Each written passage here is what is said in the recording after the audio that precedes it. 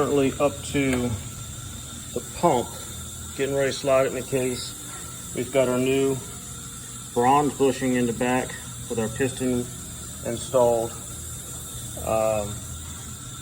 We got our low planet in the back.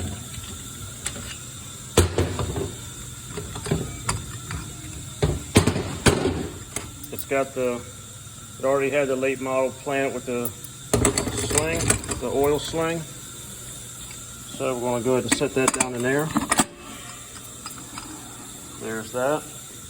Then you got your low reverse clutch. One at a time. They go in there a certain way. The steels go in there. They only go in one way. You got to line them up. Sorry if I'm not holding the camera straight. There's that.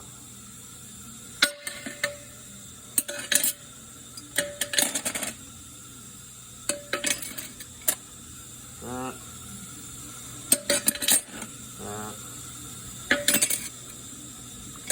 That. That. And our top clutch, and then I'm feeling the clearance with my fingers right there on the top, and I can tell that's perfect. Then we go in here into our basket, and we find our anti-rattle clip. We smooth a little bit of trans gel on that. That sits right down in there like that. Then, this is your Sonic's new piece to go with your sun gear shell so that it accepts the big bearings on the back. Okay? And then this piece right here, we're updating to a 4L60. The one that come out of your trans was out of a Turbo 350. That's what they used back in the day. And it had a narrow sprag. So this is a wider sprag. We set that down in there, it goes one way, and then you push and it's in. And don't forget the snap ring, because if you do that, when you put it in reverse, it'll bind up because it pushes against the sun gear shell.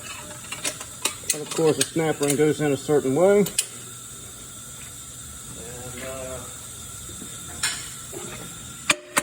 just want to make sure it's back in the case.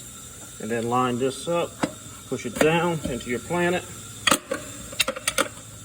Make sure your snap ring's all the way back.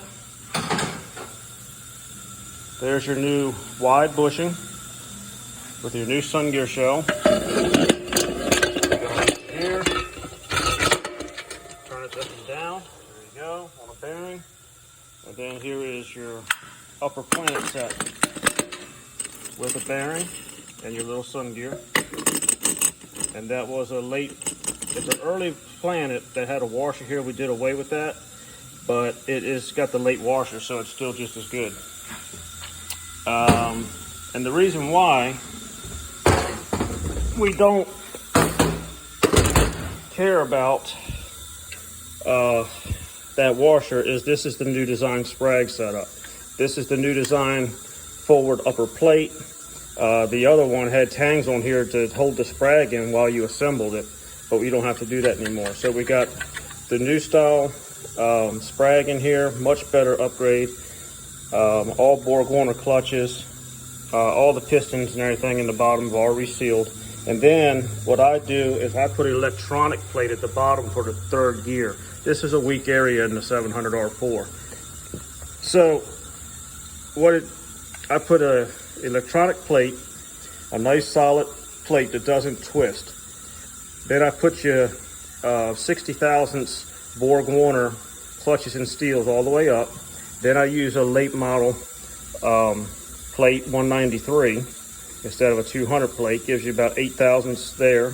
And if you use the 115 plate at the bottom, it gave us about 25 thousandths clearance.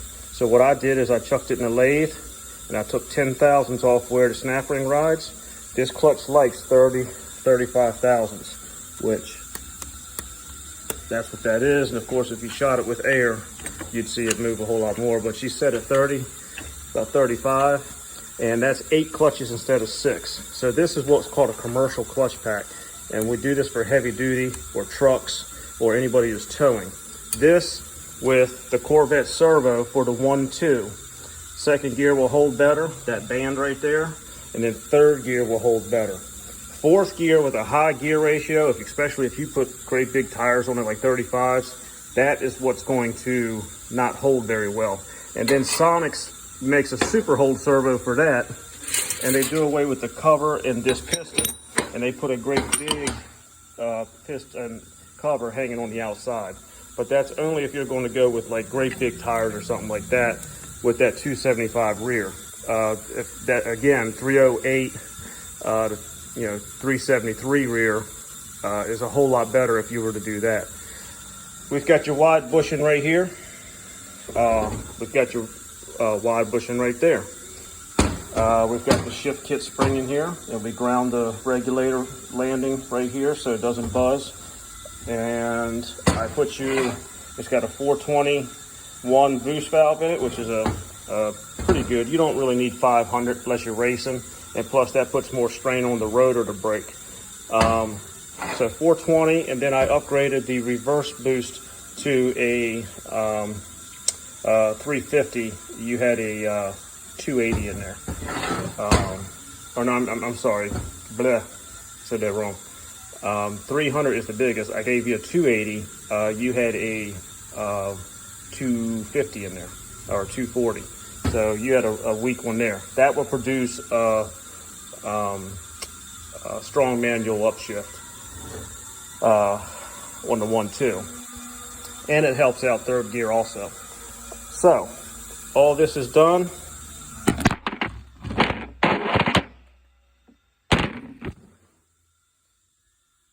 There's your new rings and your bearing. All this, I still got to put the rings on there. Just slide this down.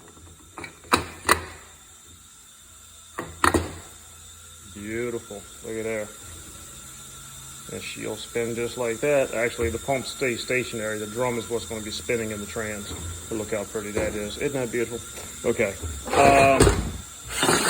So when it came to the front pump covers back then, these pump bushings used to spin out all the time, and they used to have us stake them. Like they wanted us to like grind little notches here and stake them in.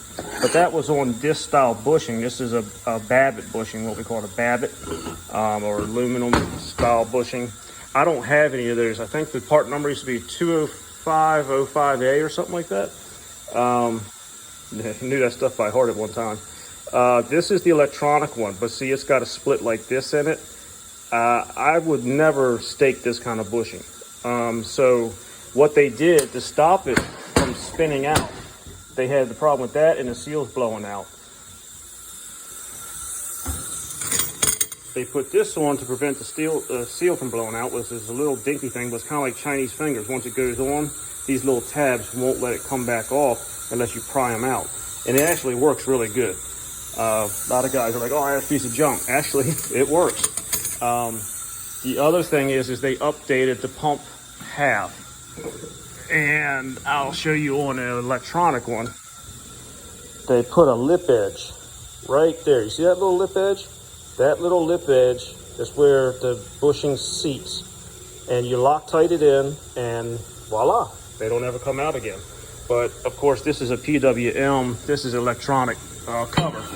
Now, if I can find one that will fit your transmission with the lip edge, I'm pretty sure that we used to change those over. You just got to make sure it's got this dam right here, because some of them don't. And if it has a dam right here and it does not have a dam here, all your line pressure just blows off out of that little hole right there. So yeah, we learned that the hard way years and years ago. So we're up to the pump. That side's done. We just got to do this. And I'll get back with you here in a minute.